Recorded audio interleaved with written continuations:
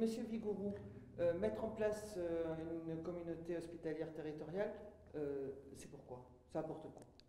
Alors, tout est dans le titre que l'on a donné à cette CHT, Communauté hospitalière de territoire, c'est Alliance de Gironde.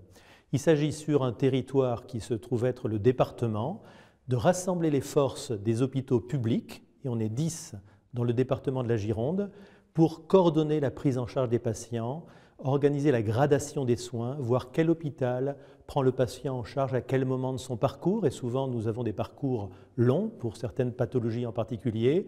Il s'agit donc de se coordonner dans l'intérêt du patient, de se compléter, de communiquer entre médecins spécialistes, et puis aussi d'établir des projets communs dans d'autres domaines que médicaux, dans le domaine logistique, dans le domaine de l'organisation, de la gestion.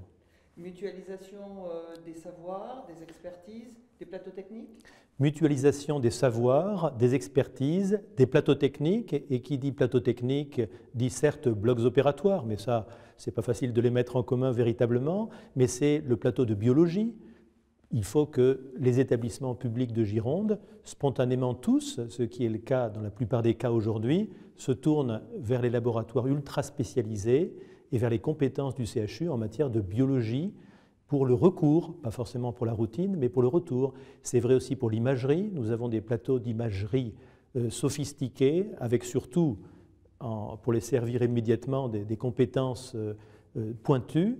Et ces compétences doivent dialoguer avec les homologues des différents hôpitaux du département pour voir à quel moment faire quel examen, dans quel établissement, pour un patient donné. Donc les médecins communiquent, les personnels paramédicaux communiquent dans l'intérêt d'une prise en charge aussi bonne que possible de tous les patients.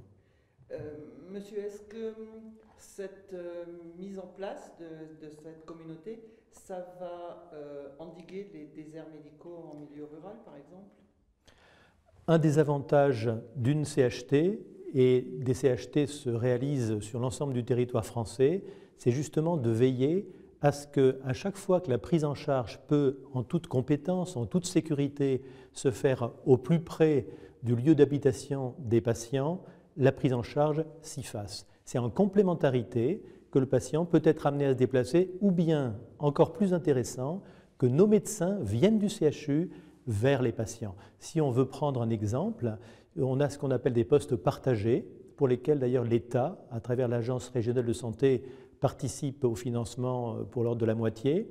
Il y a donc des situations où nous envoyons des médecins, soit opérés, c'est le cas en matière de chirurgie vasculaire à Arcachon, soit vont pour des consultations, ça peut être de gynécologie, de cancérologie, de rhumatologie, dans les autres établissements publics de Gironde.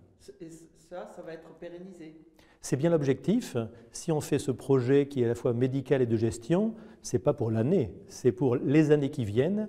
Et ce que l'on peut savoir, c'est que la volonté de la ministre de la Santé, et qui va s'exprimer dans la loi de santé en préparation en ce moment même, c'est de passer encore à l'étape au-delà. Ça ne sera plus une communauté hospitalière de territoire, mais un groupement hospitalier de territoire, finalement, peu importe l'appellation, avec là non plus que du facultatif comme maintenant et du volontariat, mais des obligations pour mettre en commun certains moyens et obligation de se coordonner encore mieux pour la prise en charge des patients.